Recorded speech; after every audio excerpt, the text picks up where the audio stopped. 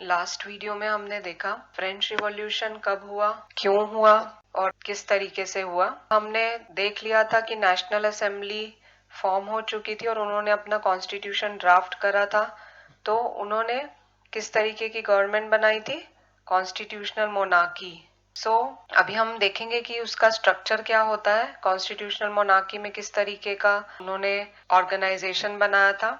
Monarchy का मतलब होता है किंगशिप और कॉन्स्टिट्यूशन मतलब जो रिटन लॉज लिखे रहते हैं उनको हम कॉन्स्टिट्यूशन कहते हैं। तो जब भी कॉन्स्टिट्यूशनल मोनार्की होती है मतलब गवर्नमेंट जो चलेगी वो कॉन्स्टिट्यूशन में लिखे गए रूल्स के हिसाब से चलेगी। किंग होगा बट उसका रोल जो होगा वो लिमिटेड होगा। तो यहाँ पे जो गवर्नमेंट है वो 3 कैटेगरीज में डिवाइड की गई है, 3 रोल्स में डिवाइड की गया है, जैसे जुडिशरी, एग्जीक्यूटिव और लेजिस्लेचर। आज हम इंडिया में भी यही स्ट्रक्चर फॉलो करते हैं और ये सबसे पहले रोशो ने बताया था। तो लेजिस्लेचर मतलब लॉ मेकिंग बॉडी, एग्जीक्यूटिव मतलब जो कामकाज देखता है कि लॉ प्रॉपरली इम्प्लीमेंट हो रहे हैं कि नहीं, और जुडिशरी में कोर्ट्स वगैरह आ जाते हैं जो सही और गलत का फैसला करते हैं। तो the main law making body was national assembly. अब नेशनल असेंबली में टोटल 745 मेंबर्स होंगे। वो 745 मेंबर्स कौन होंगे, ये कौन डिसाइड करेगा, ये इलेक्टर्स डिसाइड करेंगे। इलेक्टर्स चूज करेंगे अपने में से 745 मेंबर्स। और ये इलेक्टर्स कौन है, ये 50,000 मैन है। ये 50,000 मैन कहाँ से आए, इनको किसने चूज किया, इनको ये 4 मिलियन पॉपुलेशन ने चूज किया जो कि एक्टिव सिटीजन कहलाते हैं। अभी एक्टिव सिटीजन्स कौन थे, जितने भी लोग हैं फ्रांस की जितनी भी जनता है वो 2 ग्रुप्स में डिवाइडेड थी, एक पैसिव सिटीजन और एक एक्टिव सिटीजन। पैसिव सिटीजन मतलब जिनके पास कोई भी वोटिंग राइट्स नहीं था, वो किसी भी प्रकार का वोट नहीं कर सकती थी। इसमें कौन कौन आ जाते हैं, एक तो वुमेन आ जाती है, women were not given any right to vote, children obviously were not given any right to vote, और जो यंग पॉपुलेशन है बिलो 25 ईयर्स ऑफ एज उनको राइट नहीं था वोट करने का। जैसे हमारी कंट्री में 18 ईयर्स है ये कि 18 ईयर्स से नीचे वोट नहीं कर सकते, 18 ईयर्स से ऊपर कर सकते हैं। वैसे ही फ्रांस में 25 ईयर्स था, 25 ईयर्स से ऊपर की पॉपुलेशन जो थी वो एलिजिबल थी वोट करने के लिए। लेकिन उसमें भी सब नहीं, उसमें भी वही लोग एलिजिबल थे वोट करने के लिए जो एटलीस्ट अपने 3 दिन की वेजेस या 3 दिन का अपनी इनकम जो है वो टैक्स के रूप में दे सकते हैं। मतलब थोड़ा सा वेल्दियर पॉपुलेशन जो थी वो ही एक्टिव सिटीजन में आएगी। तो जो 28 मिलियन की पॉपुलेशन में केवल 4 मिलियन ही लोग जो थे वो एलिजिबल थे वोट करने के लिए और उनको हम एक्टिव सिटीजन कहते हैं। So these were the men about 25 years of age who can pay taxes at least equal to 3 days of their wage. तो 4 million population, wealthier population active citizen में आ जाती है। पैसिव सिटीजन में women, all the people below 25 years of age, और जो गरीब लोग थे वो पैसिव सिटीजन में थे।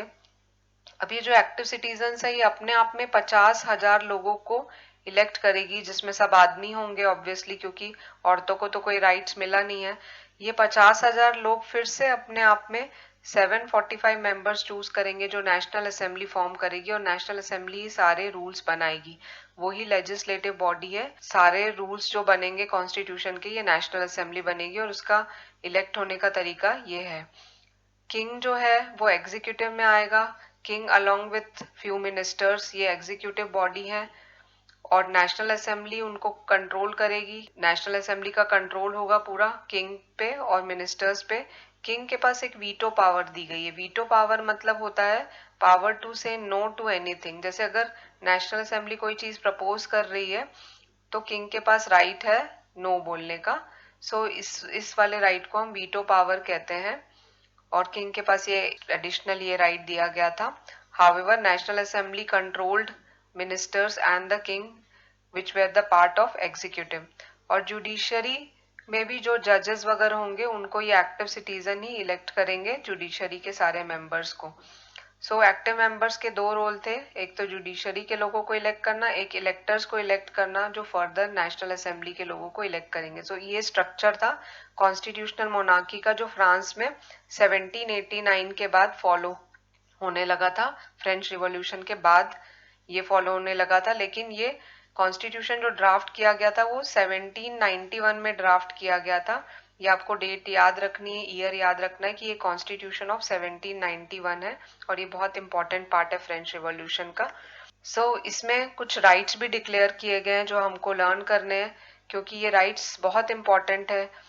हमारे भी जो फंडामेंटल राइट्स हैं जो हमने अपने कॉन्स्टिट्यूशन में डाले हैं वो भी इन्हीं से डिराइव किए हुए राइट्स हैं। और फ्रेंच रिवॉल्यूशन चूंकि वर्ल्ड में सबसे पहला रिवॉल्यूशन था, तो बहुत सारी कंट्रीज जो बाद में लिबरेट हुई हैं उन्होंने इनके ही फुट स्टेप्स फॉलो किए हैं और इन्होंने जो अपने कॉन्स्टिट्यूशन में राइट्स रखे थे वही राइट्स उन लोगों ने भी इंक्लूड किए हैं, इंक्लूडिंग इंडिया।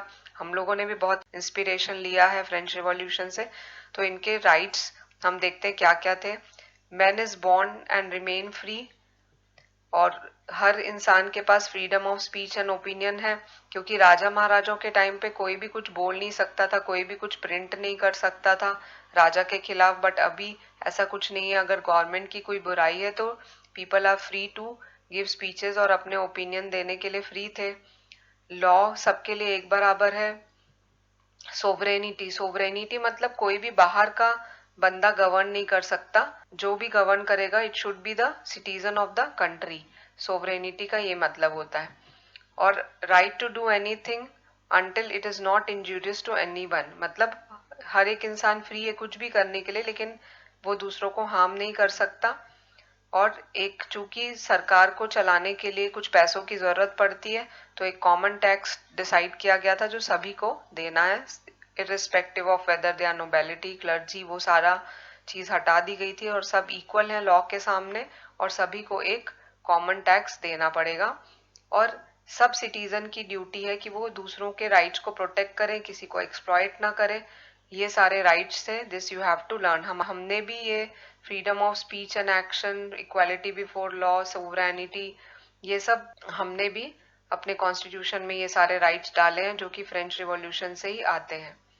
जो किंग था वो उसने मान तो लिया था ये सारी चीजें, क्योंकि उसके पास कोई चारा नहीं था। बहुत ज्यादा पैलेसेस में अटैक हुए थे, बट स्टिल वो अनहैप्पी था और उसने षड्यंत्र किया था। प्रूशिया और ऑस्ट्रिया के किंग के साथ मिलके वो कुछ प्लानिंग कर रहा था कि किस तरीके से नेशनल असेंबली को हटाया जाए। तो उन्होंने प्लान किया था अटैक करने का, बट नेशनल असेंबली ने पहले ही वॉर डिक्लेयर कर दिया था। नेशनल असेंबली को इसकी खबर लग गई थी कि ऐसा कुछ चल रहा है किंग और प्रूशिया और ऑस्ट्रिया के राजाओं में, क्योंकि वो लोग क्यों मदद कर रहे थे फ्रांस की, क्योंकि उन्हें लग रहा था कि अगर फ्रांस में ऐसे राजा के साथ हुआ है तो कल हमारे साथ भी यही चीज हो सकती है, इसलिए वो मदद कर रहे थे। बट नेशनल असेंबली को इस बात की खबर लग गई थी तो उन्होंने ही अटैक कर लिया 1792 पे, उनके अगेंस्ट वॉर वेज कर दिया। और फिर लड़ाई झगड़े हुए, बहुत सारे लोगों ने ज्वाइन किया आर्मी नेशनल असेंबली के सपोर्ट में, क्योंकि ये एक्चुअली एक वॉर सिर्फ लुइस या प्रूशिया ऑस्ट्रिया के अगेंस्ट नहीं था, ये वॉर था किंग और कॉमन जनता के बीच में। तो बहुत सारे लोगों ने इसमें पार्टिसिपेट किया, बहुत सारे लोगों ने आर्मी ज्वाइन की, तो ये किंग वर्सेस कॉमन पीपल का वॉर बन गया था। और इसमें फर्स्ट टाइम एक पैट्रियोटिक सॉन्ग गाया गया था, मर्सली सॉन्ग गाया गया था, जो बाद में नेशनल एंथम बन गया था फ्रांस का। तो उस समय काफी देशभक्ति का सीन देखा जा सकता था फ्रांस में, क्योंकि सारे लोग उसमें पार्टिसिपेट कर रहे थे। जो कॉन्स्टिट्यूशन बना था 1791 का, उसका भी ड्रॉबैक थे बहुत सारे, जैसे कि आपने देखा कि इसमें पॉलिटिकल राइट्स जो था सिर्फ richer section of the society को था, जो गरीब लोग थे उनको राइट टू वोट नहीं था। एक्टिव मेंबर्स में सारे रिच पीपल थे, उसमें वुमेन को कोई राइट नहीं था, जबकि वुमेन पूरे टाइम पॉलिटिकली एक्टिव रही थी। इसकी वजह से एक क्लब बन रहा था, जैकोबिन्स क्लब, जिसके ज्यादातर मेंबर्स जो थे वो पुअर सेक्शन को बिलोंग करते थे और वो अपने राइट्स के लिए लड़ रहे थे। तो जब ये सारी चीजें हुई, नेशनल असेंबली ने हमला किया लुइस के ऊपर और ऑस्ट्रिया और प्रूशिया के ऊपर, जब ये वॉर चल रही थी, तो इस टाइम रॉबर्सपियर गवर्नमेंट, मतलब कि ये जो जैकोबिन क्लब का जो लीडर था वो था रॉबर्सपियर, ये काफी एक्टिव हो गया था। जैकोबिन क्लब के लीडर का नाम है मैक्सिमिलियन रॉबर्सपायर। ये लोग घुटने से नीचे तक के कपड़े पहनते थे अपने आप को डिफरेंशिएट करने के लिए rich section of the society से, इसीलिए इनको सैन क्यूलॉट्स कहा जाता था। अभी भी हम क्यूलॉट्स पहनते हैं। तो उस तरीके के क्यूलॉट्स ये पहनते थे। सैंस क्यूलॉट्स का मतलब है दोस विदाउट नी ब्रीचेस। नी ब्रीचेस का मतलब है कि घुटने तक के कपड़े जो कि rich section of the society पहनती थी, तो उनसे डिफ्रेंशिएट करने के लिए इस तरीके के कपड़े पहनते थे, फुल पूरा नीचे तक। और ये रेड कैप भी पहनते थे जो कि इनके लिए लिबर्टी का सिंबल था। Still women were not allowed to wear this red cap. तो जैकोबिन्स क्लब काफी एक्टिव था इस टाइम पे जब हमला हुआ 1792 में, क्योंकि उस समय भी काफी क्राइसिस चल रही थी, फूड की प्राइस राइज हो रही थी। तो जैकोबिन्स क्लब ने ट्विलरी के 10 पैलेसेस पे अटैक किया और राजा को बंदी बना लिया और फिर रॉयल फैमिली को इम्प्रिजन कर लिया। उसके बाद फिर से इलेक्शंस हुए जिसमें सारे लोगों को वोटिंग राइट्स मिला, क्योंकि रॉबर्ट्सपियर ने काफी कंट्रोल कर लिया था चीजों को और सब लोगों ने वोट किया। तो जो न्यूली इलेक्टेड गवर्नमेंट बनी, डेफिनेटली उसका लीडर कौन था? रॉबर्ट्सपियर, और उस गवर्नमेंट का नाम था कन्वेंशन। तो वो कॉन्स्टिट्यूशनल मोनार्की खत्म हो गई। नेक्स्ट गवर्नमेंट जो थी वो उसका नाम था कन्वेंशन। मोनार्की पूरी तरीके से अबॉलिश हो गई। फ्रांस को रिपब्लिक घोषित कर दिया गया। रिपब्लिक का मतलब होता है जहां जब कोई भी हेरिडिटरी पोजीशन नहीं ले सकता है, मतलब राजा का बेटा राजा नहीं बनेगा।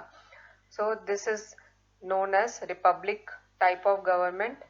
और लुइस 16 को फांसी की सजा हुई, वो एक्सिक्यूट कर दिया गया रास्ते पे। और फिर फाइनली उसके जो फैमिली थी उसके साथ भी वही हुआ। 21 जनवरी 1793 को लुइस को पब्लिक प्लेस पे, एक चौराहा था वहां पे, पब्लिकली एक्सिक्यूट कर दिया गया और बाद में रानी को भी एक्सिक्यूट कर दिया गया। इस तरीके से रॉयल फैमिली पूरी खत्म हो गई और पूरा जो कंट्रोल है वो जैकोबिन्स क्लब के लीडर मैक्सिमिलियन रॉबर्ट्सपायर के पास चला गया। ठीक है, ये 1793 की बात है। तो एक साल तक सिर्फ ये चली, ये गवर्नमेंट भी, कन्वेंशन भी जो है, जो कि रॉबर्ट्सपियर की गवर्नमेंट थी, ये भी केवल एक साल तक चली 1793 से 1794 में। इसमें भी कुछ खास अच्छा नहीं हुआ। ये रेन ऑफ टेरर कहलाता है, क्योंकि रॉबर्ट्सपायर जो था वो बहुत ज्यादा स्ट्रिक्ट था। वो बहुत पॉलिसी अपनाता था सीवियर कंट्रोल और पनिशमेंट की। जो भी उसके खिलाफ बोलता था वो उसको मार देता था, एग्जीक्यूट कर देता था। पहले उनको अरेस्ट करता था, फिर जेल में रखता था, फिर कोर्ट उसके खिलाफ अगर सजा देती थी तो उसको गिलोटिन कर देता था। गिलोटिन मतलब ये एक मशीन होती है, एक टूल होता है जिसमें गर्दन काट दी जाती है, जो डॉक्टर गिलोटिन ने बनाया था ये मशीन। तो हर किसी की गर्दन इसमें काट दी जाती थी जो भी उससे डिसएग्री होते थे। इसलिए ये एक साल के समय को रेन ऑफ टेरर कहा जाता था। अब हम देखते हैं कि उसने क्या क्या ऐसे रूल्स बनाए थे, क्या क्या लॉज बनाए थे रॉबर्ट्सपायर गवर्नमेंट ने। सबसे पहले तो उसने वेजेस और प्राइजेस पे सीलिंग लगा दी थी। सीलिंग मतलब उसने बता दिया था कि इससे ज्यादा वेज नहीं देना है या इससे ज्यादा प्राइस नहीं देनी है। दाल चावल व्हाटएवर, ग्रेन्स, ब्रेड की हर चीज की प्राइस फिक्स कर दी गई थी। ठीक है, मीट, ब्रेड, हर चीज राशन कर दिया गया था, मतलब सबकी प्राइस फिक्स थी, कोई भी उससे ज्यादा में नहीं बेच सकता था। पीजेंट्स को अपना अनाज गवर्नमेंट को ही बेचना पड़ता था और एक फिक्स प्राइस में बेचना पड़ता था। मतलब वो बहुत ज्यादा कंट्रोल करके रखा था हर एक चीज को, हर चीज वो अपने कंट्रोल में रखना चाहता था। व्हाइट ब्रेड का यूज फॉरबिडन था, मतलब अब कोई भी व्हाइट ब्रेड नहीं खा सकता था। मैदे की ब्रेड कोई भी नहीं खा सकता था, क्योंकि पहले ये होता था फ्रांस में कि जो व्हाइट ब्रेड है वो अमीर लोग खाएंगे और जो गेहूं की ब्रेड है वो गरीब लोग खाएंगे। आजकल उल्टा हो गया है, बट फ्रांस में पहले व्हाइट ब्रेड अमीर लोग खाते थे और व्हीट ब्रेड जो है, होल व्हीट ब्रेड, वो है गरीब लोग खाते थे। तो अब सबके लिए एक जैसी ही ब्रेड बनने लग गई थी। और अमीरों को पहले मॉन्सियर या मदाम कहा जाता था, मैडम और सर के उपाधि से उन्हें बोला जाता था। अब वो सब चीजें हटा दी गई थी और सबको सिटियोन और सिटियोन, ये मेल और फीमेल वर्ड है फ्रेंच के लिए, जिसका मतलब होता है citizen, male citizen and female citizen. तो ये सारे टाइटल्स जो है वो सब खत्म कर दिए गए थे सर और मैडम के। और चर्चेस शट डाउन कर दिया गया था, उनको ऑफिसेज और बैरक्स में कन्वर्ट कर दिया गया था। So these are the laws which were under Robespierre government. आपको लर्न करना है ये पॉइंट्स। वेजेस का मैक्सिमम लिमिट बता दिया गया था, मीट और ब्रेड को राशन कर दिया गया था, उनकी भी प्राइसेस फिक्स कर दी गई थी। पीजेंट्स को फोर्स करा जाता था कि वो ग्रेन्स को गवर्नमेंट को ही बेचे एक पर्टिकुलर प्राइस में। व्हाइट ब्रेड का यूज फॉरबिडन था, सबके लिए एक सी ब्रेड होगी। और सर मैडम कोई किसी को नहीं बोलेगा, सब सिटीजन्स हैं। फ्रांस के और चर्चेस शट डाउन हो गए थे, वो ऑफिसेज में कन्वर्ट हो गए थे। और ये वुमेन के भी बहुत अगेंस्ट था। उसने सारे वुमेन क्लब बैन कर दिए गए थे, उनकी पॉलिटिकल एक्टिविटी सब बंद कर दी गई थी। हालांकि वुमेन ने बहुत पार्टिसिपेट किया था, इनका बहुत सपोर्ट किया था, बट स्टिल उनकी पॉलिटिकल एक्टिविटी बंद कर दी गई थी। और उनको अगर वो कोई अपने हक के लिए लड़ती थी तो उनको भी अरेस्ट करके एग्जीक्यूट कर देता था। वो खुद 1794 में कोर्ट ने उसको ही सजा दे दी और उसको ही गिलोटिन कर दिया। तो फाइनली ये वाली गवर्नमेंट भी गई। अब जब ये गवर्नमेंट गई तो वेल्दी पीपल ने वापस से पावर ले लिया, क्योंकि ये मेन इसमें जैकोबिन्स क्लब में रॉबर्टस्पियर की गवर्नमेंट में गरीब लोगों का इन्वॉल्वमेंट ज्यादा था। तो जैसे ही वो उसको एग्जीक्यूट किया गया उसके बाद wealthy section of the society ने पावर ले लिया और अगेन उन्होंने वही सेम जो कॉन्स्टिट्यूशनल मोनार्की के टाइम पे स्ट्रक्चर था कि नॉन वेल्दी पीपल को कोई भी राइट नहीं है वोट करने का, ऐसा उन्होंने बना दिया था। और उन्होंने एक न्यू टाइप की गवर्नमेंट बनाई अब, जो कि डायरेक्टरी कहलाती थी, जिसमें कि 5 मेंबर्स होते थे, वो डिसाइड करते थे। 5 मेंबर्स इसलिए रखे थे ताकि रॉबर्टस्पियर की तरह ना हो कि अकेला एक इंसान कुछ भी रूल्स बनाया जा रहा है और वो गवर्न किया जा रहा है। तो उन्होंने 5 मेंबर्स की गवर्नमेंट बनाई और उनको मदद करने के लिए 2 लेजिस्लेटिव काउंसिल्स बनाए जो उनको मदद करते थे। और ये कुछ लोगों का ग्रुप होता था जो इनको एडवाइस करता था, बट ये तीनों आपस में लड़ते रहते थे तो ये गवर्नमेंट भी फेल हो गई। तो जब भी 2 बंदर लड़ते रहते हैं रोटी के लिए तो बीच में कोई डॉग आके रोटी ले जाता है। उसी तरीके से यहाँ पे ये जब गवर्नमेंट लड़ रही थी तो फिर एंट्री हुई नेपोलियन की। इसने काफी टाइम रूल किया, 11 साल रूल किया, फ्रांस का एम्परर बना, आसपास नेबरिंग कंट्रीज को कॉन्कर करने लग गया था ये। इसने काफी अच्छे अच्छे रूल्स भी लाए, बट ये फोर्सफुली सारे काम करता था। तो शुरू शुरू में तो लोगों को बहुत अच्छा लगा जब नेपोलियन आया, तो काफी लोगों ने इसको एडमायर किया क्योंकि इसने ऐसे मेजर्स लिए थे जो फ्रांस के भले के लिए थे और जो फ्रांस को इकोनॉमिकली डेवलप कर रहे थे। बट धीरे धीरे ये अपना पावर गेम खेलने लग गया और ये नेबरिंग कंट्रीज को अटैक करता था और अपने ही फैमिली मेंबर्स को वहां का राजा बना के छोड़ देता था। और शुरू में इसे यूरोप का मॉडर्नाइजर के नाम से जाना जाता था कि ये पूरे यूरोप को मॉडर्नाइज कर देगा, बट ऐसा कुछ हुआ नहीं।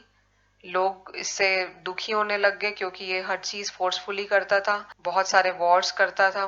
इसने कुछ एक कोड बनाया था, इसके कुछ एक जो लॉज थे इसके अंडर में वो नेपोलियनिक कोड के नाम से जाना जाते हैं। अब हम 10th क्लास में और ज्यादा इसके बारे में डिटेल में पढ़ेंगे, अभी हम थोड़ा सा पढ़ रहे हैं। वो नेपोलियनिक कोड में वो प्राइवेट प्रॉपर्टी के फेवर में था। ऑब्वियसली ये wealthier section of the society को बिलोंग करता था, तो ये प्राइवेट प्रॉपर्टी को प्रोटेक्ट करता था कि किसी की भी प्राइवेट प्रॉपर्टी जो है वो सीज नहीं की जा सकती। इसने सब जगह uniform system of weights and measure include कर दिए थे। ये एक बहुत अच्छी बात थी क्योंकि देखो 2 लोगों में अगर हमें बिजनेस करना हो, अगर मेरे लिए 1 किलो का मतलब कुछ और है और सामने वाले के लिए 1 किलो का मतलब कुछ और है, सामने वाले के लिए 1 किलो इतनी सारी हो जाता है और मेरे लिए 1 किलो इतना है, तो हम दोनों आपस में कभी ट्रेड नहीं कर सकते। तो इस तरीके से फ्रांस के आसपास की जो जगह थी, इंटरनली जो जगह थी, वहां पे सब जगह अलग अलग सिस्टम फॉलो होते थे वेट्स को मेजर करने के लिए। तो इसने एक यूनिफॉर्म सिस्टम इंट्रोड्यूस कर दिया गया था, तो इससे सारे लोग अच्छे से ट्रेड कर पाते थे और इसलिए फ्रांस जो है वो इकोनॉमिकली काफी प्रॉस्पर हो रहा था। लेकिन मैंने आपको बताया कि लोग जो है इसे अपना दुश्मन समझने लगे थे क्योंकि ये कॉन्कर करता था और अपने फैमिली मेंबर्स को प्लेस कर देता था। तो फाइनली एक बैटल हुआ था, बैटल ऑफ वाटरलू 1815 में, जिसमें कि ये डिफीट हो गया था और फाइनली इसका जो राज है वो खत्म हुआ। तो हम इतनी सारी चीजें पढ़ रहे हैं फ्रेंच रिवॉल्यूशन में, इसके बाद क्या हुआ ये हमें नहीं पढ़ना है। एक के बाद एक डिफरेंट टाइप्स की गवर्नमेंट आई, इसके बाद भी कुछ हुआ होगा। तो बेसिकली हम इस चैप्टर में ये पढ़ रहे हैं कि ये जो रिवॉल्यूशन हुआ इससे पूरी दुनिया को आइडिया मिला कि हमारे पास डेमोक्रेटिक राइट्स होने चाहिए, एवरीबॉडी इज बॉर्न फ्री। ये हमने फ्रेंच रिवॉल्यूशन से सीखा, सारी कंट्रीज ने ये सीखा। So this was all about French revolution. हमें इस चैप्टर में इतना ही पढ़ना है, सिर्फ नेपोलियन तक ही पढ़ना है। और हमें ये ध्यान रखना है कि फ्रेंच रिवॉल्यूशन एक सबसे पहला रिवॉल्यूशन था वर्ल्ड में जिसने लोगों को अपने राइट्स के बारे में याद दिलाया।